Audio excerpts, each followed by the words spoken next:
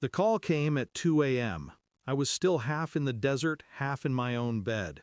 Your boy, my former CO's voice was gravel, flat. A rival crew of 9 caught him. Fingers gone. They mailed them to us. I didn't breathe, didn't curse, didn't scream. Then my section chief came on. His tone was a blade sliding across a whetstone. You've got 24 hours. An eye for an eye isn't enough. Take their hands, take their heads, burn it all. 3 hours per man, more than enough. I hung up. The house was dark, my wife asleep, my son's laughter still etched in the walls. And beneath my skin, something colder than rage. They thought I was a man who could be hurt. They forgot what I was trained to be. But the war outside was only one war. The real betrayal lived under my own roof. Small things first. Shadows. A phone buzzing too long in her pocket. Her eyes catching mine and darting away. A text she deleted too quickly. I'd been gone too much. Afghanistan, Iraq, Colombia. Delta doesn't send you home for birthdays. And in my absence, she found someone who did. At first I told myself it was exhaustion, paranoia from endless rotations. But her voice changed when she spoke my name, like it no longer belonged to her. The son I fought for, bled for, suddenly became a question I never thought to ask. I moved like I did in country, quiet, precise. I pulled the phone records. I studied the times, the gaps, the patterns. A second life written in digits. DNA was easier than it should have been. A toothbrush, a strand of hair, a swab pressed against the inside of my own cheek. Cold science, where trust used to live. Days stretched. Each moment with her became theater. I smiled when I wanted to break glass. I kissed her forehead and cataloged the lies in her pupils.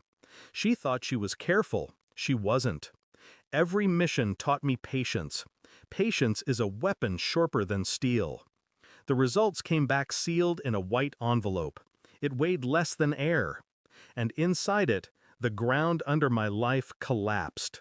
He wasn't mine. My son, the one they cut, the one they used to bleed me, was born of another man. I held the paper in my hand, feeling nothing. Not anger, not grief, just clarity, brutal and surgical.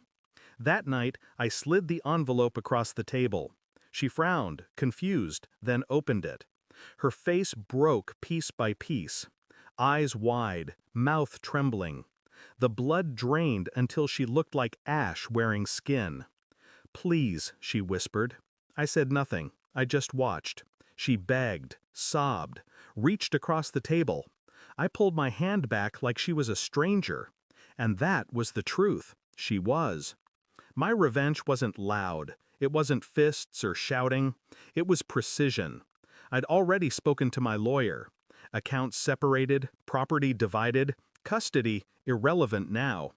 She thought she was safe inside the comfort of deception, but I'd been digging escape tunnels for months.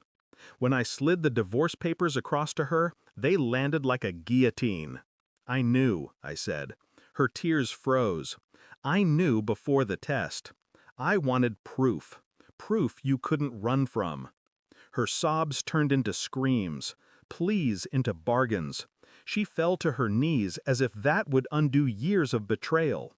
I stood, collected my jacket, walked to the door. She collapsed behind me, drowning in her own lies.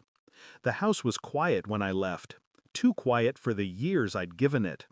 I drove into the night, past the glow of streetlights, past the life I'd been tricked into living. I thought of my son. No, her son. A boy born from another man's blood. And I realized the cartel, the ambush, the mutilation, it wasn't my war anymore. She destroyed the only reason I ever fought. And me? I became what I was always meant to be. A man untethered. No pity, no regret, no more illusions. The last line of my life with her closed as simply as a trigger pull. And like every target I ever eliminated, she never saw it coming. Thanks for watching. Don't forget to like, share, and comment. Subscribe now to Cheating Stories Insight World for more amazing stories.